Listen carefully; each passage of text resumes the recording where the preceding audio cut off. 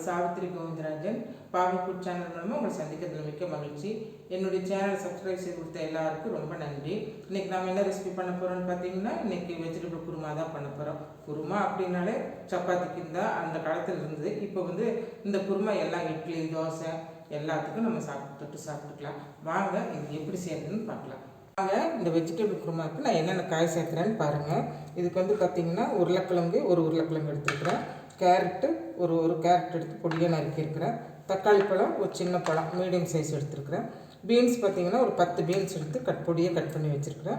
Cauliflower இதில் ஒரு cup எடுத்துருக்குறேன். பட்டாணி பருப்பு இதில் ஒரு 1/2 கப் எடுத்துருக்குறேன். இது காய்கறிகள் வந்து குருமாவுக்கு சேர்த்துற காய்கறிகள் இவ்வளவு தாங்க. இதுக்கு வந்து பார்த்திங்கன்னா ஒரு மசாலா நம்ம அரைக்கணுங்க. இதுக்கு வந்து பார்த்திங்கன்னா 2 சில்லு தேங்காய் எடுத்துருக்கேன். இவ்வளோ பெருசு 2 சில்லு தேங்காய் எடுத்துருக்குறேன்.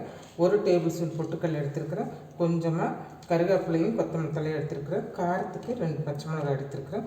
அது போக பார்த்திங்கன்னா அரைக்கிறதுக்கு இது கூடவே வந்து 2 பட்டை, 2 ஏலக்காய், ஒரு 3 கிராம்பு, 1 இன்ச் இஞ்சி, பூண்டு வந்து பார்த்திங்கன்னா சின்னதாக இருந்தால் 2 எடுத்துக்கோங்க. பூண்டு எனக்கு பெருசாக இருக்குன்னா 1 பூண்டு எடுத்துருக்கேன். 1 டேபிள் ஸ்பூன் சோம்பு எடுத்துருக்குறாங்க. இதெல்லாம் சேர்த்து நம்ம ஒன்றா அரைக்கணுங்க. அப்புறம் தாளிக்கிறதுக்கு பார்த்திங்கன்னா ஒரு மீடியம் சைஸ் வெங்காயமும் ஒரு பச்சை மிளகாய் ஃப்ளேவருக்கு வேண்டி போட்டிருக்கேன். இவ்வளோ தாங்க. இப்போ வந்து நம்ம வந்து தாளிச்சு விட்டுக்கலாங்க காய்கறிலாம். குக்கர் சூடு ஆயிடுச்சுங்க. இப்போ வந்து நம்ம எண்ணெய் ஒரு குழிக்கரண்டி சேர்த்துக்கலாங்க. பாருங்கள் எண்ணெய் காஞ்சிருச்சுங்க. இப்போ வந்து ஒரே ஒரு பட்டை சின்னது, ஏன்னா நம்ம பட்டை சேர்த்து அரைக்கிறோம், அதனால் பட்டை அதில் சேர்த்துருக்கனால சின்னதாக சேர்த்துருக்குறோம். கிராம்பு ஒன்று சேர்த்துக்கலாங்க. 2 ஏலக்காய் சேர்த்துக்கிட்டோம். இது பிரிஞ்சி இலை ஒரு இலை எடுத்து இது சேர்த்துக்கலாம். சோம்பு ஒரு 1/2 ஸ்பூன் தாளிக்கிறது சேர்த்துக்கலாம். இப்போ இது கூட வந்து பார்த்திங்கன்னா வெங்காயம் மீடியம் சைஸ் வெங்காயம் கட் பண்ணிவிட்டு அதை சேர்த்துக்கலாம். ஃப்ளேவருக்கு வந்து ஒரே ஒரு பச்சை மிளகாய் கட் பண்ணி போட்டுக்கிறேன். கருவேப்பிலை சேர்த்துக்கலாங்க. கருவேப்பிலை சேர்த்தியாச்சு. பாருங்கள் வெங்காயம் நல்லா வதங்கி வந்துருச்சுங்க. இது கூட வந்து நம்ம வந்து ஒரே ஒரு மீடியம் சைஸ் தக்காளி கட் பண்ணி வச்சுருக்கு, அதை இது கூட சேர்த்துக்கலாங்க.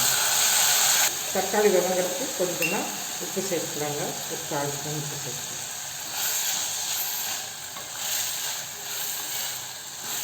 தக்காளி வதங்கிறதுக்கு உப்பு சேர்த்துருக்குறோம். இப்போ மூடி போட்டுக்கலாங்க. ஃபுல் மூடி போட வேண்டாங்க. இப்படி கொஞ்சம் ஓப்பன் இருக்கட்டுங்க. தக்காளி வதங்கட்டும். தக்காளி வதங்கிடுச்சுங்க. இப்போ இது கூட நம்ம காய்கறி எல்லாம் சேர்த்துக்கலாங்க. பாருங்கள் உருளைக்கிழங்கு சேர்த்துக்கலாம். பீன்ஸ் சேர்த்துக்கலாங்க. கேரட் சேர்த்துக்கலாங்க. காலிஃப்ளவர் சேர்த்துக்கலாம். பட்டாணி சேர்த்துக்கலாங்க. காய்கறி எல்லாம் நல்லா மிக்ஸ் பண்ணிக்கலாங்க. இதெல்லாம் நல்லா மிக்ஸ் பண்ணி வச்சுங்க. இப்போ இதில் கொஞ்சமாக மஞ்சள் பொடி சேர்த்துக்கலாம். காய்கறி தேவையான உப்பு சேர்த்துக்கலாங்க. சேர்த்து நல்லா மிக்ஸ் பண்ணிவிட்டு தண்ணி சேர்த்துக்கலாம்.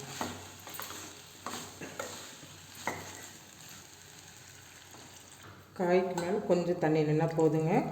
மூடி போட்டு ஒரு விசில் வந்த பின்னாடி ஆஃப் பண்ணிக்கலாங்க.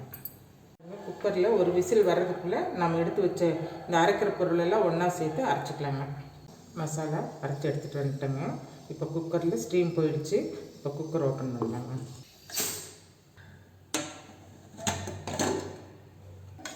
பாருங்கள் காய் சூப்பராக வெந்துருச்சுங்க.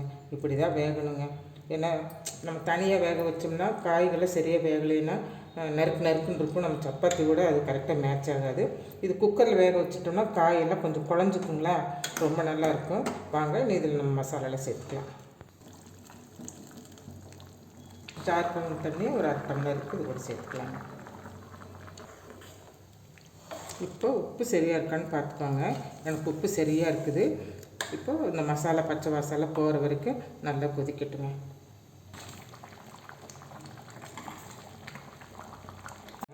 குருமா வந்து கெட்டி ஆயிடுச்சுங்க.